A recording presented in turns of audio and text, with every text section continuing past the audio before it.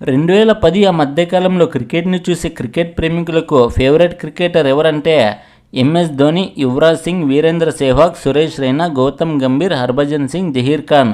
వీళ్ళలో ఎవరో ఒకరు ఉండే ఉంటారు. ఒకానొక సమయంలో భారత్కు వీళ్ళే కీ ప్లేయర్లు. అంతెందుకు 2011 వరల్డ్ కప్ గెలవడంలో వీరే ముఖ్యులు.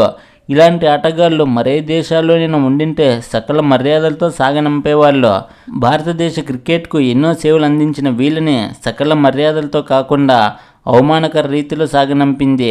కనీసం ఫేర్వెల్ మ్యాచ్ ఆడటానికి కూడా అవకాశం ఇవ్వలేదు. అది వీరు తప్ప, లేక బీసీసీఐనా, లేక మరే ఇతర కారణాలు ఉన్నాయా అనేది వీడియోలో తెలుసుకుందాం. మొదటగా యువరాజ్ సింగ్ గురించి తెలుసుకుందాం. యువరాజ్ సింగ్, ఇతనికి మరో పేరు ఉంది, సిక్సర్ల కింగ్. 2007 టీ20 వరల్డ్ కప్లో ఇంగ్లాండ్పై 6 బాల్స్కి 6 సిక్స్లు కొట్టి అందరినీ అవాక్కయ్యేలా చేశాడు. ఆ టోర్నమెంట్లో ప్లేయర్ ఆఫ్ ది టోర్నమెంట్గా గెలిచి భారత్ టీ20 వరల్డ్ కప్ గెలవడంలో కీ రోల్ పోషించాడు. ఇక 2011 వరల్డ్ కప్లో అయితే ఒక పక్క క్యాన్సర్ శరీరానికి వ్యాపించినా, రక్తపు వాంతులు అవుతున్నా మొండిగా వెళ్ళి భారత్ని 2011 వరల్డ్ కప్లో ఛాంపియన్గా నిలబెట్టాడు. ఇలాంటి ప్లేయర్ని ఎవరు అంత త్వరగా మర్చిపోరు. ఇతనికి టెస్ట్ మ్యాచ్ల్లో కన్నా వన్డేస్లో మంచి రికార్డు ఉంది. టెస్ట్ మ్యాచ్లు 40, టీ20 మ్యాచెస్ 56 ఆడినా వన్డేలు మాత్రం 304 మ్యాచ్లు ఆడాడు. మొత్తంగా ఇతను టెస్టుల్లో 1900 రన్స్, టీ20లో 1177 రన్స్ చేస్తే వన్డేల్లో మాత్రం 8701 రన్స్ చేశాడు. మరి ఇలాంటి ప్లేయర్కి ఫేర్వెల్ మ్యాచ్ ఆడలేకపోవడానికి కారణం ఏంటి అంటే 2011 వరకు మంచి ఫామ్లోనే ఉన్నా ఆ తర్వాత క్యాన్సర్ నుంచి కోలుకొని వచ్చిన తర్వాత ముందు చూపించినంత ఇంపాక్ట్ చూపించలేకపోయాడు. అక్కడికి అడపాదడపా ఛాన్సులు లభించినా యూజ్ లేకుండా పోయింది. టీంలో స్థానం కోల్పోయి కనీసం ఫేర్వెల్ మ్యాచ్ ఆడుకున్నట్లే క్రికెట్కు గుడ్ బై చెప్పాల్సి వచ్చింది. ఇతనికి 19 సంవత్సరాలు ఉన్నప్పుడు 2000 సంవత్సరంలో ఇంటర్నేషనల్ క్రికెట్లోకి అడుగుపెట్టాడు. 36 సంవత్సరాలు ఉన్నప్పుడు 2017లో చివరి మ్యాచ్ ఆడాడు. 38 సంవత్సరాల వయసు వచ్చాక 2019లో క్రికెట్కు గుడ్ బై చెప్పాడు. Gautam Gambhir Indian cricket opener. Virender సెహ్వాగ్తో కలిసి ఎన్నో భాగస్వామ్యాలను కనబరిచి ఇండియన్ క్రికెట్లో వన్ ఆఫ్ ది బెస్ట్ ఓపెనర్గా పేరు సంపాదించుకున్నాడు. ఒకానొక దశలో రాహుల్ ద్రావిడ్ తర్వాత సెకండ్ వాల్గా పేరు తెచ్చుకున్నాడు. 2009లో టెస్ట్ మ్యాచ్ల్లో వరుసగా 5 మ్యాచ్లు 5 సెంచరీలు చేసి టీంలో తన స్థానాన్ని పదిలం చేసుకున్నాడు. 2007 టీ20 వరల్డ్ కప్ ఫైనల్స్లోనూ మరియు 2011 ఓడిఐ వరల్డ్ కప్ ఫైనల్స్లో టీం కష్ట సమయంలో ఉన్నప్పుడు ఆదుకుని భారత్ 2 వరల్డ్ కప్ సాధించడంలో ముఖ్యుడు అయ్యాడు. ఇక ఓవరాల్గా 58 టెస్ట్ మ్యాచ్లో 4154 రన్స్ చేస్తే 147 వన్డేల్లో 5238 రన్స్ చేశాడు. ఇక 37 టీ20లో ఆడి 932 రన్స్ చేశాడు.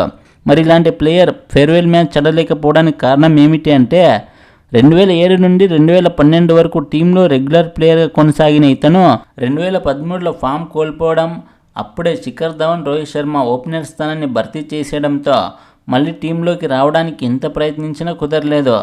ఐపీఎల్ లాంటి టోర్నమెంట్స్లో రాణించినప్పటికీ ప్రయోజనం లేదు. 2014లో 4 మ్యాచ్లు, 2016లో 4 మ్యాచ్లు ఆడే అవకాశం లభించినా సరైన పర్ఫార్మెన్స్ చూపించలేదు. దీంతో టీంలో స్థానాన్ని పర్మనెంట్గా కోల్పోయాడు. గంభీర్ 22 సంవత్సరాలు ఉన్నప్పుడు 2003లో ఇంటర్నేషనల్ క్రికెట్లోకి ఎంట్రీ ఇచ్చాడు. 35 సంవత్సరాలు ఉన్నప్పుడు 2016లో తన చివరి టెస్ట్ మ్యాచ్ ఆడాడు. చివరిగా 37 సంవత్సరాల వయసు వచ్చాక 2018లో క్రికెట్కు రిటైర్మెంట్ ప్రకటించాడు. సురేష్ రైనా ఇండియన్ క్రికెట్ హిస్టరీలో one of the best fielder. ఇతని కెరియర్లో ఎక్కువ సెంచరీలు, హాఫ్ సెంచరీలు ఉండవు, గొప్ప గొప్ప రికార్డ్స్ కూడా ఉండవు. కానీ ఇంతమంది అభిమానాన్ని ఎలా సంపాదించాడు, గొప్ప క్రికెటర్స్గా ఎలా మారాడు అంటే ఇతను ఎక్కువగా నంబర్ 5లో బ్యాటింగ్ చేసేవాడు. ఈ పొజిషన్లో బ్యాటింగ్ చేయడం అంటే సవాలే అని చెప్పాలి. బ్యాటింగ్ సెట్ అయి ఆడదామని లేదు, వస్తూనే అటాకింగ్ గేమ్ ఆడాలి. ఆ టైంలో టీం కూడా చాలా ప్రెజర్లో ఉంటుంది. కాబట్టి ఈ పొజిషన్లో చాలామంది రాణించలేరు. కానీ సురేష్ రైనా మాత్రం తన రోల్ని సమర్థవంతంగా నిర్వర్తించేవాడు. ఎగ్జాంపుల్ 2011 వరల్డ్ కప్లో క్వార్టర్ ఫైనల్లో కావచ్చు, సెమీఫైనల్లో కావచ్చు తన ఆట తీరుతో టీంని ఫైనల్స్ వరకు చేర్చాడు. మరి ఇలాంటి ప్లేయర్కి ఎందుకు ఫేర్వెల్ మ్యాచ్ ఆడే అవకాశం ఇవ్వలేదు అనడానికి సరైన రీజన్స్ కూడా లేవు. బాగానే రాణిస్తుండేవాడు. కానీ కొత్త కుర్రాలకి అవకాశం ఇవ్వదలిచి ఇలాంటి ఆటగాన్ని పోగొట్టుకున్నారు.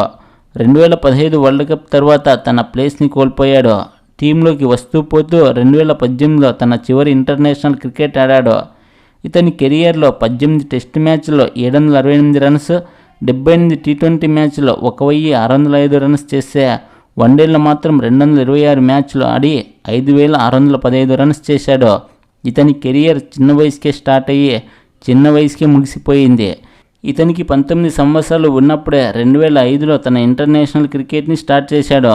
32 సంవత్సరాలు ఉన్నప్పుడు తన చివరి మ్యాచ్ని ఆడేశాడు 2018లో. ఇక ఫైనల్గా 34 సంవత్సరాలకే 2020న ఇంటర్నేషనల్ క్రికెట్కు వీడ్కోలు పలుకుతున్నట్టు అనౌన్స్ చేశాడు. ఇతనికి ఇంకా క్రికెట్ ఆడే సామర్థ్యం ఉండింది. హర్భజన్ సింగ్ 1998లోనే క్రికెట్లోకి అరంగేట్రం చేసినా 2001లో ఆస్ట్రేలియాతో జరిగిన సిరీస్లో అద్భుతమైన బౌలింగ్తో స్టార్ ప్లేయర్గా మారిపోయాడు. ఫస్ట్ టెస్ట్ మ్యాచ్లో ఫస్ట్ ఇన్నింగ్స్లో 4 వికెట్లు తీస్తే రెండవ మ్యాచ్లో ఫస్ట్ ఇన్నింగ్స్లో 7 వికెట్లు, సెకండ్ ఇన్నింగ్స్లో 6 వికెట్లు తీశాడు. ఇక మూడవ టెస్ట్ మ్యాచ్లో ఫస్ట్ ఇన్నింగ్స్లో 7 వికెట్లు, సెకండ్ ఇన్నింగ్స్లో 8 వికెట్లు తీసుకుని ఆసీస్పై సిరీస్ గెలవడంలో కీ రోల్ పోషించాడు. బౌలింగ్లోనే కాకుండా అవసరమైన సమయంలో బ్యాటింగ్లోనూ రాణిస్తూ భారత్ టీంలో కీలక సభ్యుడిగా ఉండేవాడు. 103 టెస్టుల్లో 417 వికెట్లు, 236 వన్డేల్లో 269 వికెట్లు, 28 టీ20లో 25 వికెట్లు తీయడమే కాకుండా టెస్టులో 2224 రన్స్, వన్డేలో 1237 రన్స్ చేశాడు.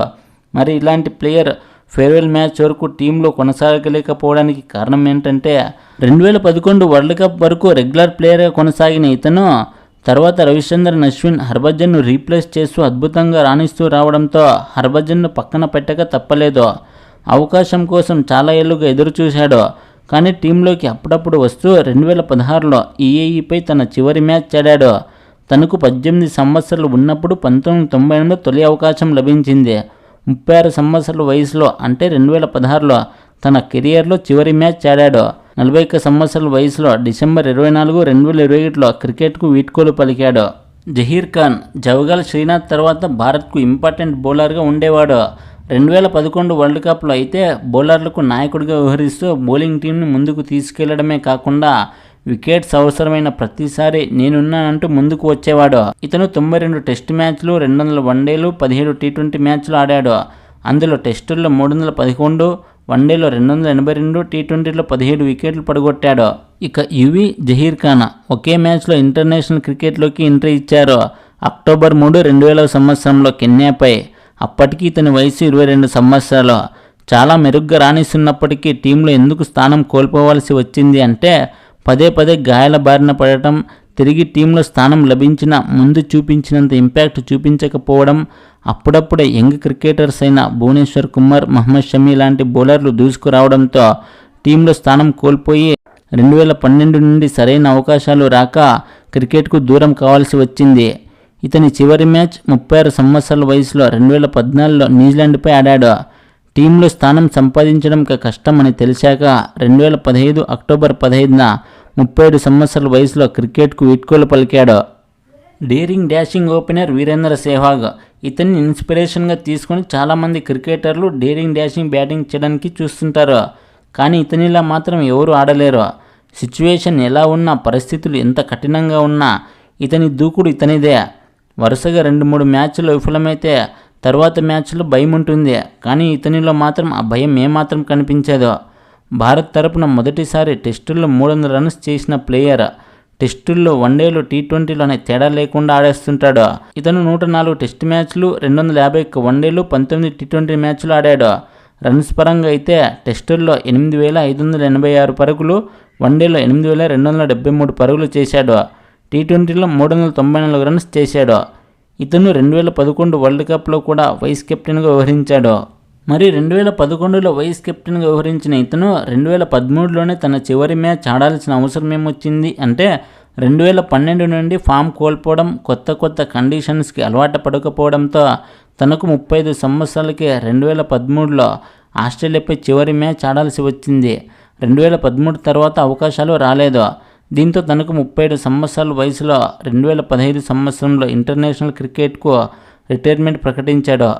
ఇక ఇతను 21 సంవత్సరాలు ఉన్నప్పుడు అంటే 1999లో క్రికెట్లోకి ఎంట్రీ ఇచ్చాడు.